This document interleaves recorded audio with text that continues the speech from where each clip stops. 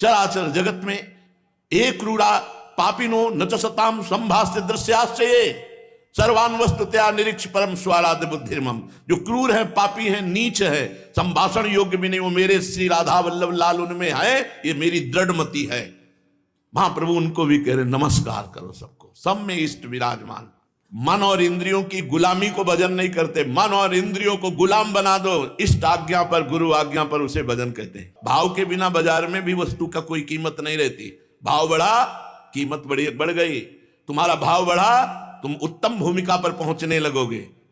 सेवा का मतलब जानते हो? प्राण समर्पित कर देना, जीवन समर्पित। सैकड़ों साधक ऐसे हैं कि प्राण अर्पित करने के लिए तैयार हैं, रात दिन सेवा में रत होकर के भी कोई प्रश्न नहीं है। क्यों? जीवन श्री जी को समर्पित। तो उनको भगवत प्राप्ति करने के लिए चिंता करनी क्या? ठेका है। महारानी जो है, बिका हुआ जीवन है। मेरे बलसी वृंदावन रानी, कौन है वृंदावन रानी? जाहि निरंतर सेवत मोहन बन विनोद सुखदानी, मेरे बलसी वृंदावन रानी। सत्संग सुनने का मतलब आचरण में उतारना। 4 घंटे से ज्यादा शयन साधक के लिए नहीं। 4 घंटे तो बहुत होते हैं, 4 घंटे बहुत होते हैं। खिलवाड़ समझते हो? साधुता को तुम मजाक समझ रखा है। अरे भजन, भज धातु सेवायाम, और तुम उसे ठुकरा रहे हो। भजन किसे कहते हैं? भज धातु सेवायाम। सेवा में जीवन समर्पित तो स्वामी पूरा भार देख लेंगे। कौन सा भजन? बड़े बड़े ज्ञान सिद्ध महात्मा आकर श्री जी की सेवकाई की याचना करते हैं। श्री जी के लिए तनुवांग मनोभिरमलय सोहम तवे वाश्रिता, शरीर मन वाणी अहंकार और मैं आपके समर्पित हूं। कैसे समर्पित हूं? अब जोई जोई प्यारो करे सोई मोहि भावे, जोई जोई प्यारो करे सोई मोहि भावे। जैसा आप, आपको कोई परेशानी, मुझे परेशानी क्या, मैं तो बिका हुआ हूं। आप कहो खड़े रहो तो खड़े रहो, बैठ जा तो बैठ जा। शरणागति क्या समझे? क्या शरणागति समझे? आपको जो पसंद है वही बात कहेंगे। अगर आप कह दो दिन को रात तो हम रात कहेंगे। हम क्यों कहें दिन? हम यही सोचेंगे कि मेरे नेत्रों का दोष है जो मुझे दिन दिखाई दे रहा। मेरे प्रीतम कह रहे रात है तो रात है। कहां शरणागति? सच्चिदानंद महासुख में निमग्न होने के लिए मार्ग है। रात दिन सेवा करके समर्पित जीवन पड़े हैं उनके। काहू के बल भजन को, काहू के आचार ब्यास भरोसे कुंवर के, सोवत पांव पसार। इनके कीड़ा दिमाग में लगा है, भजन का नहीं, मन और इंद्रियों की स्वतंत्रता का। क्योंकि भजन क्या है? अपने लोग जीवन में चले हैं और गुरु कृपा से चल रहे हैं। अधीनता भजन है। कई बार सुनाया है, सत्य वचन, आधीनता, परतीय मातु समान, इतने पे हरिनाम ले तुलसीदास जबान। सत्य वचन नहीं तो मौन और इष्ट गुरु की अधीनता और माता बहनों के प्रति परम पवित्र देवी भाव निकल गए माया से। इतने पे हरिनाम मिले, तीसरी शब्द नहीं बोले कि और अलग जोड़ करके बोला हो। गोस्वामी जी बोल रहे हैं सत्य वचन। सत्य कौन है? भगवान का नाम, भगवान का रूप, भगवान की लीला, भगवान का गुण। जब बोले तो भगवत चर्चा, नहीं तो मौन। बोधयंता परस्परम कथयंति च माम नित्यम तुष्यंति च रमंति च। शास्त्र जो कह रहा है उसे पकड़ पा रहे हो? सत्य वचन और अधीनता, ना कोई और ना कोई ठौर। गले पड़ गए महाराज, जैसे है आपके हैं, जहां चाहो जैसे चाहो वैसे प्रयोग करो, आपका हूं प्रभु, हो गया। अधीनता और परतीय मातु समान, पराई माता बहनों की तरफ बिल्कुल जैसे अपनी अम्मा को देख करके कभी काम नहीं सताता, ऐसे ये जगदम्बा ही सब रूपों में है, भगवत स्वरूप है। हम अनावश्यक किसी को देखें ना देखें तो भगवत भाव से बोले। इतने पे हरिना मिले तुलसीदास जबान, इतने पे भगवत साक्षात्कार ना हो जाए तो मेरी जबान। बिगड़ी जन्म अनेक की अब ही सुधरे आज, होई राम को नाम जब तुलसी तज कुसुमाज। गंदी बातों का त्याग कर भगवान की आधीनता स्वीकार। अभी बिगड़ी जन्म अनेक की अब ही सुधरे आज। कहां है विश्वास? अपने अहम पर विश्वास है, अपने क्रिया पर विश्वास है, पर भगवत विश्वास नहीं। साधना को समझो, नहीं तो पूरा जीवन बर्बाद हो जाएगा। एकांत हृदय देश है। कहीं भी बैठो, तुम भूताकाश से छुप सकते हो लेकिन चिदाकाश से नहीं। तुम्हारे चित्त में अनंत ब्रह्मांडों का प्रपंच भरा हुआ है और वो भजन से डिलीट होगा। चलते फिरते, उठते बैठते, खाते पीते, हर समय नाम जप। कदम कदम पे राधा वल्लभ श्री हरिवंश, राधा वल्लभ। अनंत ब्रह्मांडों का स्वामी होकर भी सखियां रोक दिए तो सखियों के चरण पकड़ते हैं, आंख नहीं उठाते। प्रियाजू की कृपा प्रेम प्रसादी पाने के लिए श्री लाडली जू की दासियों की चाटुकारिता करते हैं, सहचरियों की। है कौन? अनंत ब्रह्मांडों के स्वामी। हम जिस उपासना में, उस उपासना के महत्व को समझना है। हमारी श्वासों की माला से एक भी मन का खाली नहीं जाएगा। हर श्वास की माला की एक एक श्वास में हम प्रिया प्रीतम का नाम मंत्र जपने का अभ्यास करें। मान जाओ हमारी बात, हर कदम चलना है तो नाम जप करते हुए, कोई सेवा करनी तो नाम जप करते हुए, पाठ में बैठे तो प्रिया प्रीतम का जस कान में पड़ रहा है, नेत्र वाणी जी में होने चाहिए, सामने वाणी जी होनी चाहिए। वाणी पाठ का मतलब है नेत्र के सामने वाणी रखी है, जो गाया जा रहा है वो कान में पड़ रहा है, नेत्र से देख रहे हो, हम धीरे धीरे गुनगुना रहे हैं। एक झोली साथ रखे, चतुराशी जी, सेवक वाणी, सुधा निधि, चरणामृत माला जो नाम जप वाली है, और रज, इतनी झोली में होना ही चाहिए। ये जो रस है, पहली बात आधीनता, ऐसी आधीनता जोई जोई प्यारो करे सोई मोई भावे। दूसरी बात, हम अंदर से खाली ना रहें। नहीं चल रहा मंत्र तो राधा राधा राधा राधा राधा नामैव कार्यम हनुदिन मिलितम साधना गीस कोटिस। करोड़ों साधनाओं का फल हे हो जाता है जब निरंतर राधा नाम चलता है। नाम चल रहा है, नाम कल्पतरु है, चिंतामणि है। कल्पतरु और चिंतामणि में अंतर है, वो कामनाओं की पूर्ति करके और हजारों कामनाएं जागृत करता है, लेकिन नाम रूपी कल्पतरु जब कामना की पूर्ति करता है तो निष्काम कर देता है। उसी कामना के भोग से वैराग्य दिला देता है और निष्काम करके भगवत प्रेम प्रदान करता है।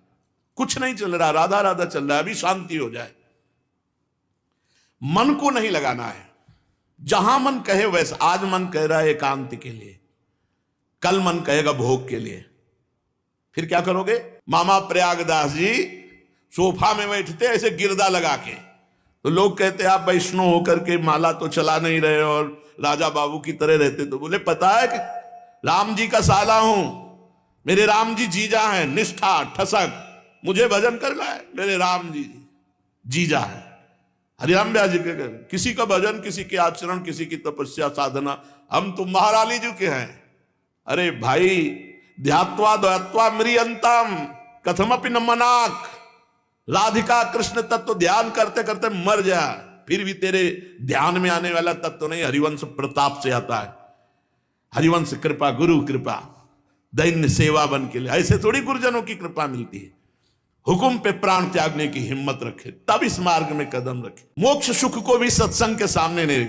अगर एक वाक्य पकड़ लो, एक सेंटेंस पकड़ लो, आपका कल्याण हो जाए, आपका मंगल हो जाए, उस पर चलना है हमको। भजन का स्वरूप क्या है? बार बार इसीलिए समझा रहे हैं, इष्ट अधीनता गुरु अधीनता, अब जो ही कहें करें हम सोई आए इसलिए चले निज दासी। गुरु जी के पास गए वेद पढ़ने, उपमन्यु जी ऐसा नाम। गुरु जी ने कहा गाय चराओ जाके, और 15 दिन बाद यहां हाजिरी लगाओ हमारे पास।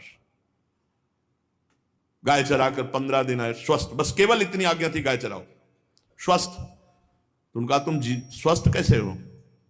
गुरु जी भिक्षा मांग लेते हैं। बोले कब आज्ञा करी? आज्ञा का उल्लंघन क्यों? भिक्षा मांगने के आज्ञा और भिक्षा प्राप्त होने पर गुरु को सामने अर्पित करके फिर गुरुदेव वो पाया जाता है। अपराध करते हो, जाओ। 15 दिन बाद फिर हाजिरी लगाई, फिर स्वस्थ। उनका तुम स्वस्थ कैसे हो? गुरु जी गाय का दूध पी लेते हैं, भिक्षा तो मांगने के लिए आप। हमने कब कहा गाय का दूध पियो? गाय हमारी है और तुम सेवा में हो, तो आज्ञा के बिना तुमने दूध कैसे पी लिया? जाओ। 15 दिन बाद फिर हाजिरी लगा, 15 दिन फिर स्वस्थ। कैसे? जो लोग बछड़े फैन गिराते हैं वो चाट लेता हूं। हमारे बछड़े बड़े कृपालु हैं, वो तुम्हारे कारण ज्यादा फैन गिराते हैं। आज के बाद फैन भी मत पाना। गुरु आज्ञा पर समर्पित करने के लिए कसौटी। अब फैन भी नहीं पाया, 15 दिन हमें के बाद हाजिरी लगाने नहीं पहुंच पाए। तो उन्होंने कहा कि भाग तो सकता नहीं, क्योंकि हमने समर्पण देखा है। अज्ञानवश आज्ञा उल्लंघन बात अलग है, लेकिन समर्पण बहुत जोर का है, उसका कोई घटना घट गई। आवाज लगाते हुए जंगल में जहां गायें थी, उपमन्यु बड़ा आर्त भाव से कुएं से आवाज आई, गुरुदेव मैं इस कुएं में पड़ा हुआ हूं। क्यों? भूख लगी थी तो एक वृक्ष के पत्ते खा लिए, अब उनमें पता नहीं क्या था, मेरी आंखें अंधी हो गई। अकौड़ा, जो अकौड़ा होता है उसमें बहुत जहरीले अंश पाए जाते हैं, उनको पता नहीं था कोमल कोमल हरे हरे दूध निकलता। से पा लिया, उनकी आंखें अंधी हो गई। तो उनका फिर आज्ञा का उल्लंघन किया, देखो दंड मिला ना। हम जब कह रहे थे तो तुम्हें 15 दिन उपवास करना चाहिए था। गुरुदेव जीवन में अब आज्ञा का उल्लंघन नहीं होगा। तो लो मैं मंत्र बताता हूं, देवताओं के वैद्य अश्विनी कुमार को आवाहन करो। जे ही मंत्र उच्चारण किया, अश्विनी कुमार 2 रूप में रहते हैं, देव वैद्य हैं, उपस्थित हो गए। उनसे प्रार्थना करी कि मैं कोई ऐसा पत्ता पा लिया जिससे मेरी आंखें अंधी हो गई, आप कृपा करो और मुझे नेत्र ज्योति प्रदान करो। आखिरी परीक्षा, उन्होंने अमृत में पुआ की रचना की और कहा इसे खा जाओ, अभी नेत्र तुम्हारे दिव्य हो जाएंगे। नहीं, पहले गुरुदेव को अर्पित। तो उनका तुम्हारे गुरुदेव ने ही तो तुम बुलवाया है हमें, अब क्या पूछने की जरूरत? बोले कदापि नहीं, चाहे जीवन भर अंधा हूं पर जब तक गुरुदेव को अर्पित नहीं होगा तब तक मैं नहीं पा सकता। तो उनका यहीं से हम गुरुदेव को अर्पित करते, तो बोले वो आज्ञा करें तब पाएंगे। जब गुरुदेव तो सुन ही रहे थे तो उनका पालो, जे भी पाए तो दिव्य नेत्र प्रकाशित हो गए। बाहर आए और गले से लगाया, जे ही गले से लगाया चारों वेद बिना पढ़ाए स्फुरित हो गए। महाभारत में है कथा, चारों वेद बिना पढ़ाए स्फुरित हो गए। गुरु कृपा ही केवलम मोक्ष मूलम गुरु कृपा। एक शिष्य का आता है, उनको कहा कि जाओ खेत की मेड़ रखवाली करो, फूटने न पावे, वर्षा का समय। अब वो मेड़ कभी किसानी तो की नहीं थी, तो मेड़ हाथ से ऐसे नहीं बन पाई, तो लेट गए ऐसे। गुरुदेव ने कहा कि पानी खेत का नहीं निकलना चाहिए, लेट गए। मेड़ रुक गई, माटी आसपास सिकुड़ कर बिल्कुल पानी जाम। अब उठे तो मेड़ फूटती, गुरु आज्ञा का उल्लंघन होता है। उन्होंने कहा जब प्राण निकल जाए उठना नहीं। पूरी रात हो गई, सुबह गुरुदेव अपने शिष्यों के साथ आए, आवाज लगाई तो कहा गुरुदेव यहां मेड़ में है। उन्होंने कहा बेटा इतना ठंडा मौसम, पानी गिर रहा है और तुम्हारा शरीर भी कांप रहा है। बोले गुरुदेव आपकी आज्ञा में हम प्राण समर्पित है, उठो और समस्त वेद और पुराण तुम्हारे हृदय में स्फुरित हो जाए। अपने आप स्फुरित हो गए। जिस ज्ञान से जड़ चेतन ग्रंथि का भेदन होता है वो गुरु कृपा से मिलता, पढ़ने लिखने से नहीं मिलता। क्रियाओं से माया पर विजय नहीं प्राप्त की जा सकती। अरे भाई यही पड़ोस की बात है, सौभरी ऋषि जल को स्तंभित करके भजन कर रहे थे, इतने एकांत प्रिय थे। 50 मानधाता की पुत्रियों से ब्याह करके 5000 संतानें उत्पन्न की। भगवान के आश्रित, गुरु कृपा पात्र, तो बाजार में भी बैठा हुआ विघ्न युक्त नहीं होगा, इसलिए सावधान। श्रीपाद कह रहे को रागः को विरागः किमि वरयशो दुर्यशो वा किमत्र। कोई मेरा यश करे या कोई मुझे मेरी निंदा करे, मेरे को इससे कोई मतलब नहीं। राग से मतलब नहीं, वैराग्य से मतलब नहीं। क्यों? बोले मुझे प्रिया प्रीतम से मतलब। राग और वैराग्य और यश और अपयश से थोड़ी मतलब। को धर्मा कौन वा धर्मा, क्या धर्म है क्या धर्म है, मुझे इससे भी मतलब नहीं। सद रुकृति प्रशाना वासना का, सद असद कर्म क्या है और वासना और दुर्वासना क्या है, उपासना क्या है, मुझे इससे मतलब नहीं। को दोषा के गुणा वा किमि बहुविध दुख मस्मिन सुखम किम, क्या दुख है क्या सुख है इसकी कोई परवाह नहीं, क्या दोष है क्या गुण है इसकी कोई परवाह नहीं। क्यों? बोले श्री वृंदारण्य मामृत्य न जहताम कोटिसो वज्रपात। वृंदावन में प्रिया प्रीतम की नाम रूप लीला धाम के हम आश्रित हो चुके। अब चाहे करोड़ों वज्रपात हमारे ऊपर हो जाएं तो भी अब हम प्रिया प्रीतम का आश्रय छोड़ने वाले नहीं, धाम का आश्रय छोड़ने वाले नहीं। ऐसे आनंदित होकर उल्लसित होकर के संत सेवा हो रही, हृदय नाचना चाहिए। सबके हृदयों में भगवान बैठ करके प्रसाद पाते हैं। अहम वैश्वानरो भूता प्राणी नाम देहमाश्रिता। कौन सा भजन हो रहा है? भावना का तो स्वरूप समझो। पवाते समय एकदम मां की तरह उत्साह, और खीर लीजिए और मेरे भगवान पा रहे, और सब पा गए, थोड़ी थोड़ी जूठन लेके पाए। इसी का नाश करने के लिए तो भगवान के मार्ग में आए। अहंकार, अहंकार दैन्य भगवान प्रिय, अहंकार माया प्रिय, घसीटेगी माया। अहंकार विमूढ़ात्मा करता है मित्र, सबके चरण वंदना, सबकी जूठन, सबका यश अपने दैन्य मानना। अमानिना मान देन कीर्ति, एक भी लक्षण साधुता का धारण कर लो, महान हो जाओगे।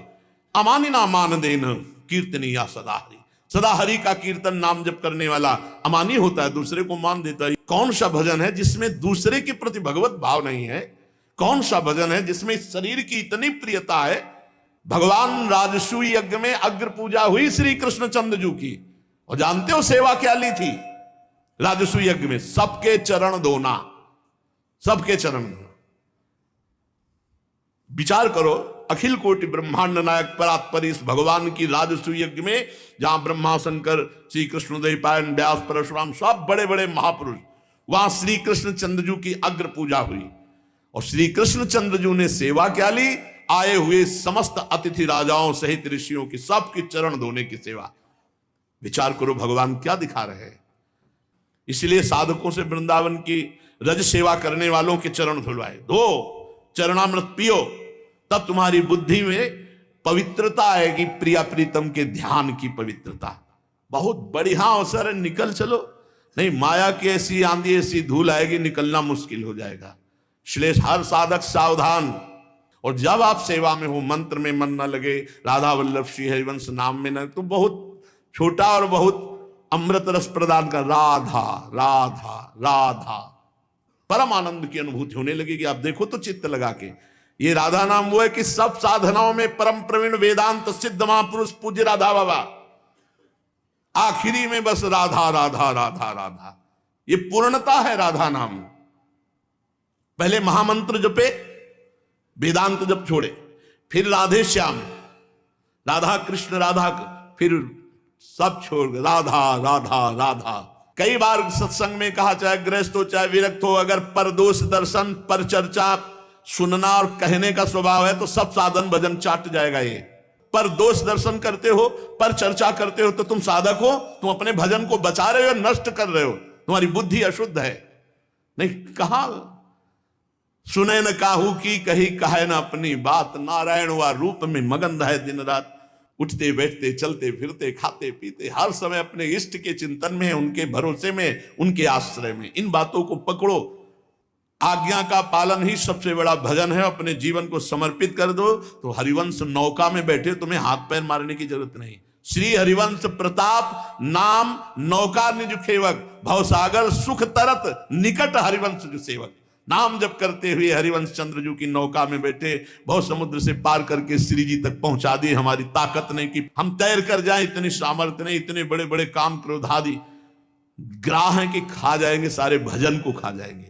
इसलिए महारानी जी की शरण में रहो, परिचर्या में रहो और निरंतर नाम जपने का अभ्यास करो। चलते हैं श्रीमद् भागवत महापुराण।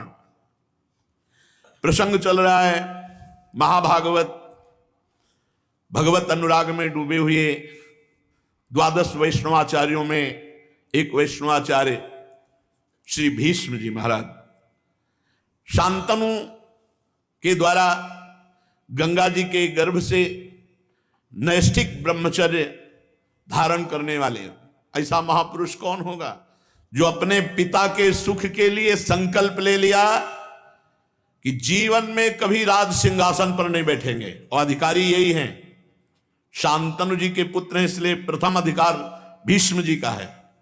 देवव्रत पहले नाम था। पिता के लिए जब सत्यवती जी को लेने की बात कही तो उनके पिता ने कहा आप सिंहासन में बैठोगे।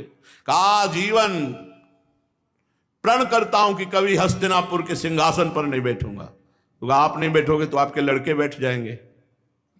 तो उनका प्रण करता हूं आजीवन ब्रह्मचर्य रहूंगा, कभी भी सहवास नहीं करूंगा। उसी समय भीष्म नाम पड़ा, आजीवन नैष्ठिक बाल ब्रह्मचारी। भीष्म जी के इस प्रण को जब शांतनु जी ने सुना मेरे लिए, तो उन्होंने आशीर्वाद दिया, मृत्यु विजयी भव। जब तुम चाहोगे तो मृत्यु आएगी नहीं, मृत्यु पर तुम्हारी विजय है, मृत्यु तुम पर विजय प्राप्त। इच्छा मृत्यु का वरदान दिया। परम धर्मज्ञ सिरमौर भगवान के परम प्रेमी महान भक्त परम ज्ञानी श्री भीष्म जी महाराज समस्त संसार के वीरों में अग्रगण्य नेता, औरों की तो बात ही क्या, उन्होंने अपने गुरु भगवान परशुराम जी को युद्ध में संतुष्ट कर दिया। जब काशी में स्वयंवर हो रहा था अंबिके अंबालिके, तो यहां हस्तिनापुर निमंत्रण नहीं आया था, क्योंकि जो चित्रांगद वो तो युद्ध में गंधर्व के द्वारा मारे गए थे, और विचित्रवीर ये बहुत ही सुकुमार राजकुमार, बल विक्रम तो भीष्म जी का चलता था। इसलिए जब भीष्म जी ने सुना,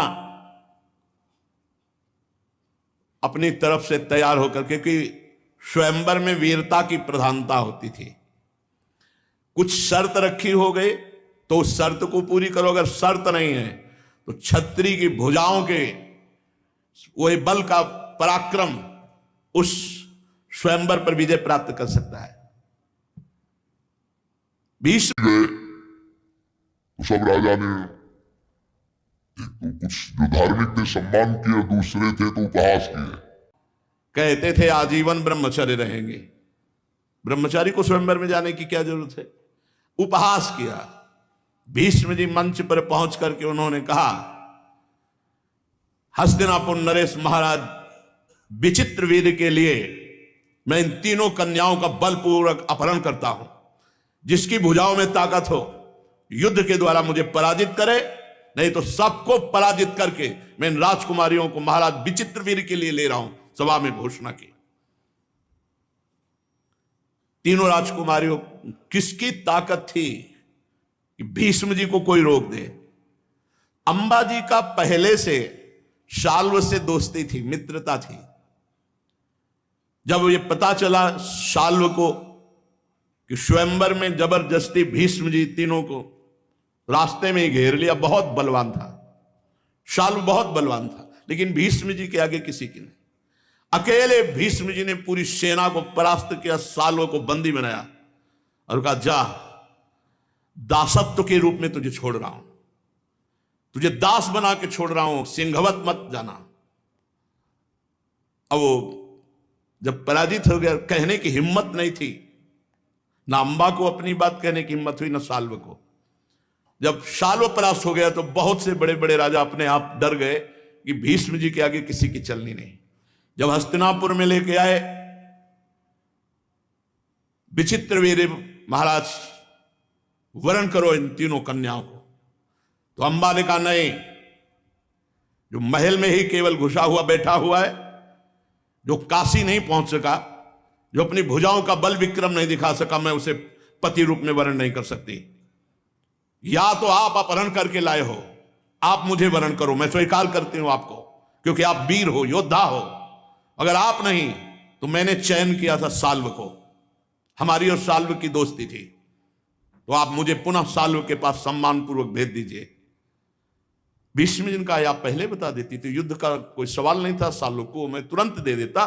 तुरंत रथ सजाओ और सम्मान के साथ अंबा को, शाल्व को समर्पित करो। अंबा जब शाल्व के पास गई तो उन्होंने कहा, किसी दूसरे के द्वारा जीती हुई न संपत्ति का उपभोग करता हूं न व्यक्ति का, तू भीष्म के द्वारा जीती हुई, इसलिए मैं तेरा। उसने कहा, आप हमसे प्रेम करते हैं, मैंने भीष्म जी से ऐसा मैं नहीं स्वीकार करता, भीष्म के द्वारा जीती हुई कन्या को मैं स्वीकार नहीं करता। वो बहुत बलवान और अभिमानी था। राजी हो? अंबा बड़ी प्रसन्न हुई। भगवान परशुराम जी हस्तिनापुर के बाहर ही सूचना पहुंचाई तो भीष्म जी बड़े बड़े प्रधान जनों के साथ आकर भगवान परशुराम जी का पूजन किया, क्योंकि गुरु हैं अस्त्र विद्या के। 4 परिक्रमा की, साष्टांग दंडवत हुए। उन्होंने कहा, भीष्म मेरी आज्ञा है, अंबा को स्वीकार करो। तो उनका, गुरुदेव आपको पता हो कि मैंने नैष्ठिक ब्रह्मचर्य का नियम लिया है, आजीवन बाल ब्रह्मचारी। तो उनका, फिर युद्ध स्वीकार करो। उनका, भगवान यद्यपि मैं आपका शिष्य हूं, पर मैं क्षत्रिय कुल में हूं, आप ललकार रहे हैं तो मैं आपके युद्ध को स्वीकार करता हूं, लेकिन अंबा को नहीं। परशुराम जी को बड़ा गुस्सा आया कि हमसे युद्ध करेगा। दूसरे दिन से युद्ध प्रारंभ भगवान परशुराम और भीष्म जी का।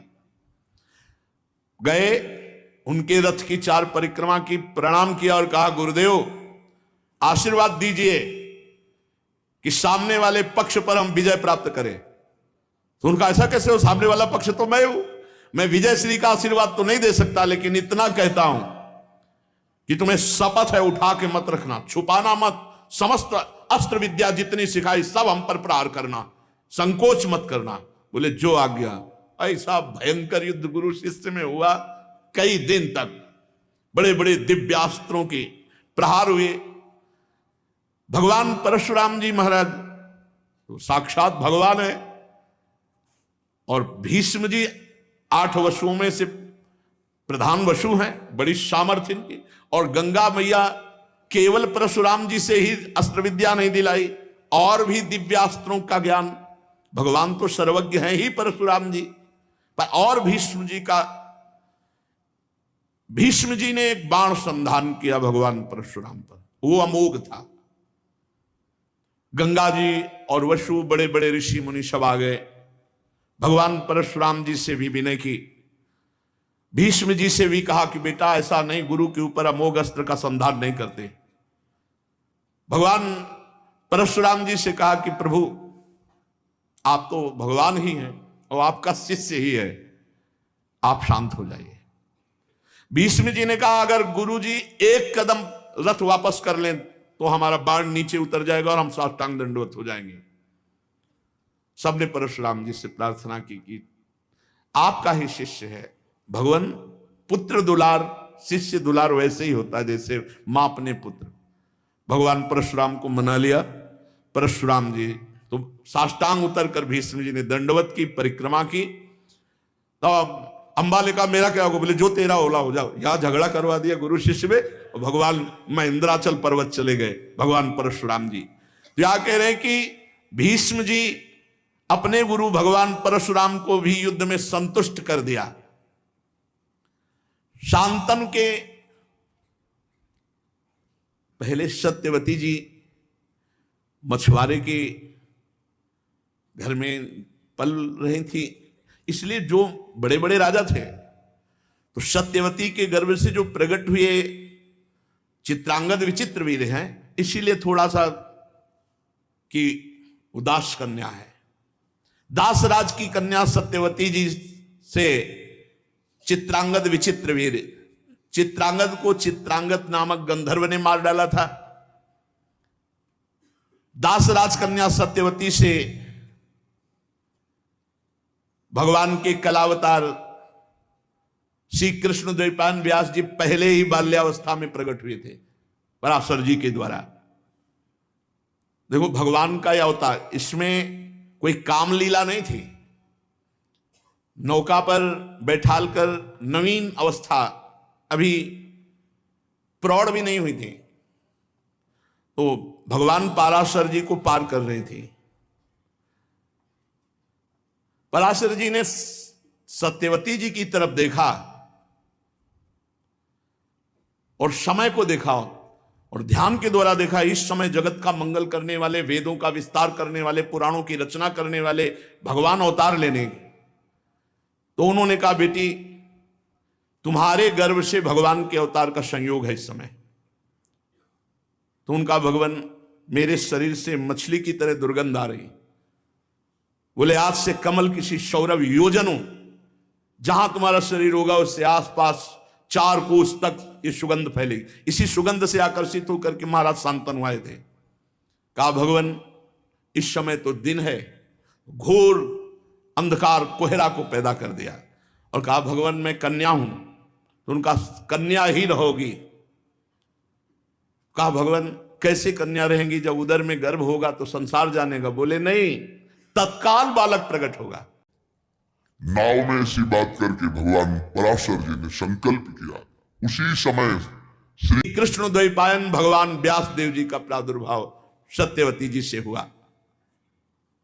भगवान वेद व्यास जी वेदों का विस्तार, पुराणों की रचना और ये जो मैं तुम्हें सुना रहा हूं श्रीमद् भागवत महापुराण, इसकी भी रचना ये अत्यंत रहस्यमय परम गोपनीय है।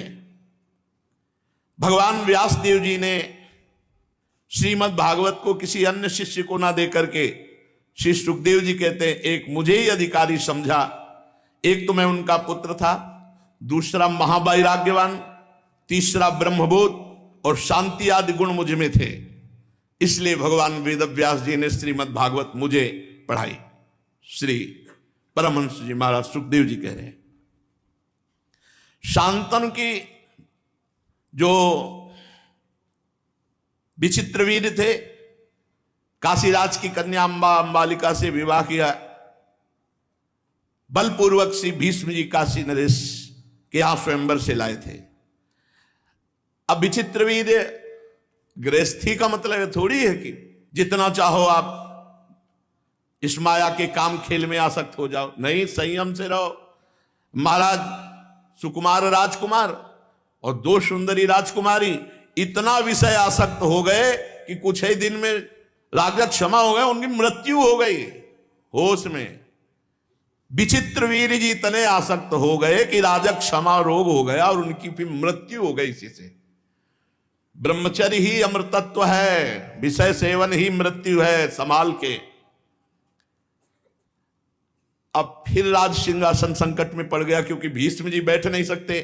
चित्रांगद मारे गए थे गंधर्व के द्वारा, विचित्रवीर मारे गए काम के द्वारा। माता सत्यवती जी को भगवान व्यास देव जी ने कहा था, जब कभी आप स्मरण करोगी, स्मरण करते ही मैं उपस्थित हो जाऊंगा। तो भगवान व्यास देव जी का चिंतन किया। भगवान व्यास देव जी उपस्थित हुए, कहा, बेटा तुम भी हमारे पुत्र हो और अभी राज सिंहासन पर बैठने वाला कोई है नहीं। तो तुम्हारे भाई विचित्रवीर की दो पत्नियां हैं, अंबा अंबालिका, इनके कोई संतान नहीं क्योंकि पति पधार गए। अब इनसे संतान तुम उत्पन्न करो। भगवान श्री कृष्ण द्वैपायन व्यास देव जी से कहा। शास्त्रीय पद्धति है, किसी भी ब्रह्म ऋषि से जो परम पवित्र, ऐसा कई ऐसे राजचरित्रों में आता है, अगर संतानहीन राजा है तो वो अपने को इतना घृणित बनाए, घी ऐसे सब ऐसे लगा के घृणित रूप करके जाए, केवल संतान उत्पत्ति एक बार, फिर दोबारा अगर मिला तो वो नरकगामी होगा। भगवान व्यास देव जी ने शास्त्र पद्धति के अनुसार सत्यवती जी गई और कहा, बहू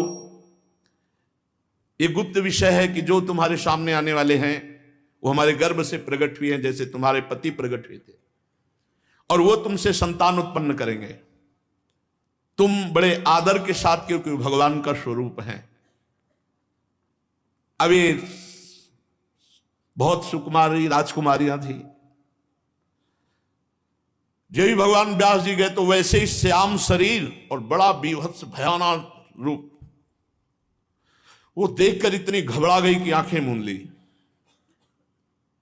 भगवान व्यास देव जी संकल्प किए, बाहर आए। सत्यवती जी ने कहा, बेटा मेरी कामना पूर्ण हुई? बोले, हाँ मां, संतान होगी, बहुत बलिष्ठ, बलवान, बुद्धिमान, लेकिन आंखों से अंधी होगी।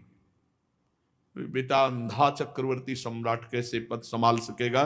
और दूसरी पुत्री से फिर समझाया जाके सत्यवती जी ने। अंबालिका जी बहुत सावधान नहीं, पर जो ही भगवान व्यास देव जी का वो भयानक रूप देखा तो पीली पड़ गई। बाहर भगवान व्यास देव जी आए, उनका बेटा चक्रवर्ती सम्राट पद के योग्य पुत्र। बोले, मां बलवान होगा, नेत्रवान होगा, बुद्धिमान होगा, सामर्थ्य, पर पांडु रोग से ग्रसित होगा। क्योंकि देखते ही पीली पड़ गई, भयभीत होकर वो पांडु रोग से ग्रसित चक्रवर्ती सम्राट कैसे हो सकता है? बेटा तीसरा पुत्र उत्पन्न करो। उनका धर्म विरुद्ध नहीं। मां ने बहुत हट किया तो अंबा अंबालिका ने दासी को विराजमान कर। दासी तो परम प्रवीण, बिल्कुल कोई संकोच नहीं, कोई भय नहीं। उनका मां छल हो गया। दासी पुत्र होगा सर्वांग सुंदर, महान, बलिष्ठ, बलवान, बुद्धिमान, धर्मात्मा, सब लक्षणों से युक्त, लेकिन वो दासी पुत्र होगा, महारानी का पुत्र नहीं। उसी भगवान के धर्मावतार श्री विदुर जी। पहले जो आंख मूंद ले तो धृतराष्ट्र जी, दूसरे पांडु जी, तीसरे विदुर जी। विदुर जी साक्षात धर्मराज हैं और युधिष्ठिर जी धर्म के अंश हैं। धृतराष्ट्र जी का ब्याह गांधारी जी से हुआ। जब गांधारी जी को सुनने को मिला कि हस्तिनापुर में हमारा ब्याह हो रहा है और धृतराष्ट्र के साथ तो मेरे पति अंधे, सर्वांग सुंदरी परम पवित्र धर्मात्मा गांधारी जी थी, उसी अभी ब्याह नहीं हुआ था, उसी समय कपड़े की कई परत की पट्टी लगाकर आंख में बांध लिया कि मेरे पति अंधे तो जीवन में संसार को नहीं देखूंगे। और इतना धर्मात्मा कि हर समय अपने पति का अनुसरण, पतिव्रता थी गांधारी जी। महाराज पांडु के तो शाप के कारण स्वयं से कोई संतान प्रकट नहीं हुई। महाराज पांडु प्राय दिग्विजय ही करते रहते थे और जब युद्ध नहीं होता था तो वन में रहते थे। ऋषियों की सेवा और उनकी रक्षा करना बड़ा उनको अच्छा लगता था, वन में रहना। तो एक दिन वन में श्री कुंती जी और माद्री जी इनके साथ थे। मन में आया कि शिकार खेल, तो उस समय अचानक देखा कि एक हिरनी पर हिरन सहवास कर रहा है। एक ही बाण से दोनों को बेध दिया। जो ही बेधा तो पुरुष आवाज आई, ये अनर्थ किसने किया? नजदीक जाके देखा तो ऋषि अब तो कांप गए। तो उन्होंने कहा तुमने घोर अपराध किया। वो महाराज आप मुझे अपराधी नहीं ठहरा सकते, क्योंकि मैं राजा हूं और अपने प्रजा की रक्षा के लिए मैं जिस हिरन का चाहूं वध कर सकता हूं, जिस खूंखार जानवर का चाहूं वध कर सकता हूं, ये मेरा अधिकार है। मैंने अपने अधिकार के अनुसार बाण चलाया। तो उन्होंने कहा कि तुमने मुझ ऋषि और ऋषि पत्नी को मारा। बोले महाराज आप हिरन थे, ऋषि पत्नी नहीं थे। तो बोले तुम्हें तनिक भी दया नहीं आई कि सहवास के समय मार दिया? मैं ऋषि हूं, इसलिए दिन में कभी मैथुन करना शास्त्र आज्ञा नहीं करता। और कामाशक्त दंपत्ति होने के कारण हम दोनों ने विचार किया कि जब शास्त्र विरुद्ध आचरण करना है तो पशु आचरण होता है, इसलिए हमने पशु रूप धारण किया। महाराज मैं ऋषि मान करके तो नहीं आपको माना, अपना शिकार मान करके मान। तो उनका मैं शाप देता हूं, यदि तुम अपनी पत्नी के सहवास के लिए उद्योग करोगे तो उसी समय तुम्हारी मृत्यु हो जाएगी। महाराज बहुत असंतुष्ट हो गए, क्योंकि अभी तक कोई संतान नहीं थी। बहुत ही चिंतित होकर जब आए तो कुंती जी बहुत ज्ञान शिरोमणि है, बहुत ही प्रवीण भगवान की महान भक्ता है। कुंती जी ने दृष्टि डाली और पांडु महाराज से कहा कि आप अपने चिंता का कारण व्यक्त कीजिए। तो उनका आज के बाद हम कभी तुम लोगों का स्पर्श नहीं कर सकते काम भाव से, क्योंकि स्पर्श करेंगे तो ऋषि का शाप है, मृत्यु हो जाएगी। महाराज पांडु की तरफ देखा और कहा कि आप समझ सकते हैं कि बड़ी बहन के 3 पुत्र देवता के समान, मेरे एक भी नहीं। तो उनका कहो ना आप कुंती से, आपको मंत्र दे। बोले नहीं मर सकती हूं लेकिन कह नहीं सकती, आप ही कहो ना। महाराज पांडु ने कुंती जी से कहा कि इनको मंत्र दे दो तो ये देवता को बुला दे और इनके भी बालक हो। उनका एक बार एक देवता, बस दोबारा मंत्र हम बोलेंगे, देवता तुम चयन करो। माद्री जी ने सोचा एक पुत्र, इनके 3 पुत्र, तो चतुराई प्रवीणता उनका एक अश्विनी कुमार को, अश्विनी कुमार 2 होते हैं, तुरंत अश्विनी कुमार। तो फिर उससे नकुल और सहदेव का प्रादुर्भाव हुआ। अभी छोटे छोटे ही राजकुमार 5 पांडु जी के वंशधर आगे बढ़कर के तो इनको पांडव ही कहा गया। महाराज पांडु एक दिन पुष्प चयन कर रही थी माद्री, अचानक देखा और इतना बावरापन चढ़ा कि भाग पड़े। माद्री जी ने कहा महाराज तुम्हें शाप है, अगर स्पर्श करोगे तो मृत्यु हो जाएगी। पर भावी बस न ज्ञान उरावा, जो ही उन्होंने आलिंगन किया तत्काल मृत्यु, ऋषि का शाप। अब माद्री जी चिल्लाई, कुंती जी नजदीक, कहा था तुमसे एकांत में, सर्वनाश कर दिया। चलो संभालो 5 पुत्रों को और मैं अपने पति के साथ सती होती हूं, कुंती जी ने कहा। तो उनका आज तक मैंने हृदय की बात नहीं की, मैं तुमसे सदैव जलती रही हूं। महाराज आपको बहुत प्यार करते हैं ऐसे भाव से, तो वो जलन आज भी मेरे हृदय में, मैं पांचों को बराबर प्यार नहीं कर पाऊंगी, और आप, मुझे विश्वास है कि आप अपने पुत्रों से भी अधिक प्यार हमारे पुत्रों से करेंगी। इसलिए प्रार्थना है, महाराज ने मेरे लिए शरीर छोड़ा है तो मैं भस्म होकर के उनके पतिलोक में जाऊंगी, और आप पुत्रों का पालन कीजिए। माद्री जी पांडव जी के साथ सती हुई।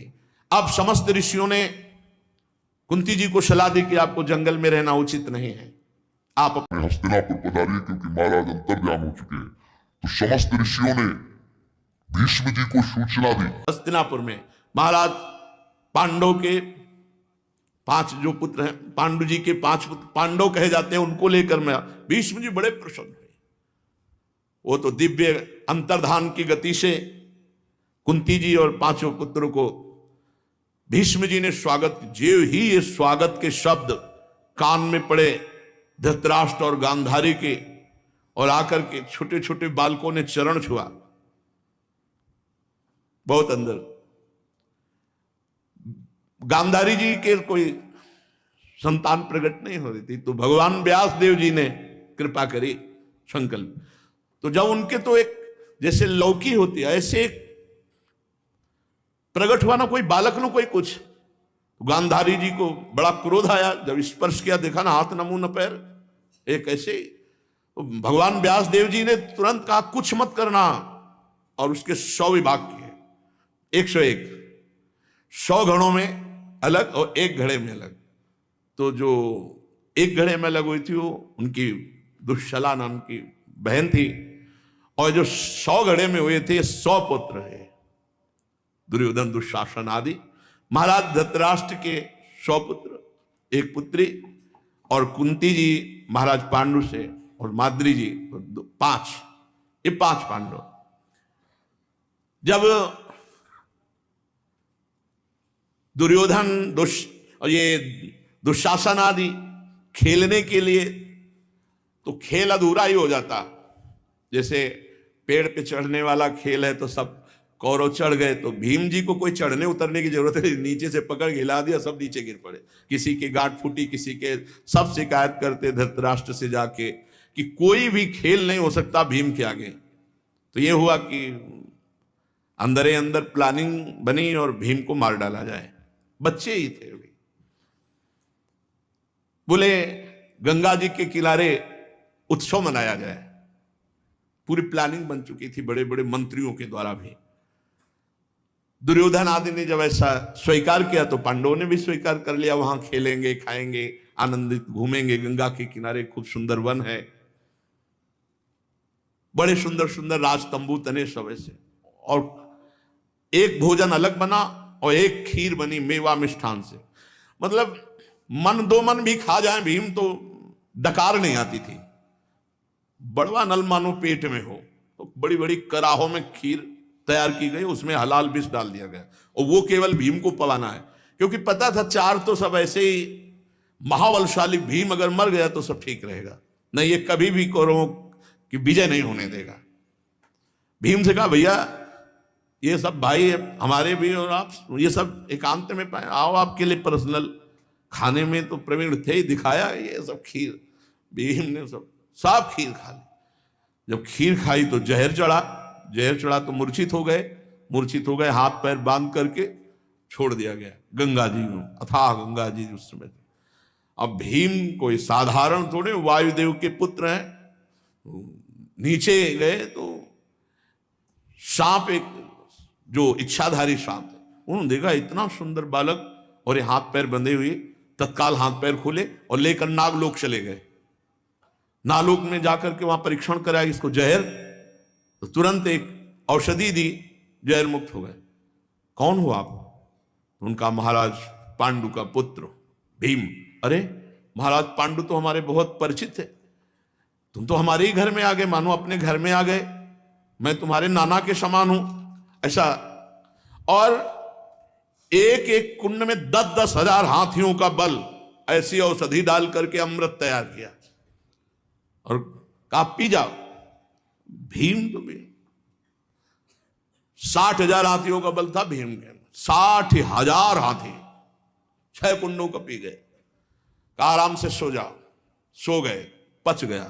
बोले आज के बाद कोई वीर तुम्हारे सामने टिके। 60,000 हाथियों का बल। वो वैसे ही पवन पुत्र हैं, हनुमान जी के छोटे भाई हैं भीम जी। और बस नागलोक से ऊपर उठा तो गंगा नहा के जैसे निकले हो ना भीम, अब तो और अलमस्त। कौरवों के तालू सूख गए कि इतना जहर पड़ा, खीर पूरी पूरी पी गए। उनको तो पीछे वाली घटना पता नहीं है कि क्या क्या हुआ। उनको लगा कि भीम खीर अच्छी लगी थी, बोले बहुत स्वादिष्ट थी।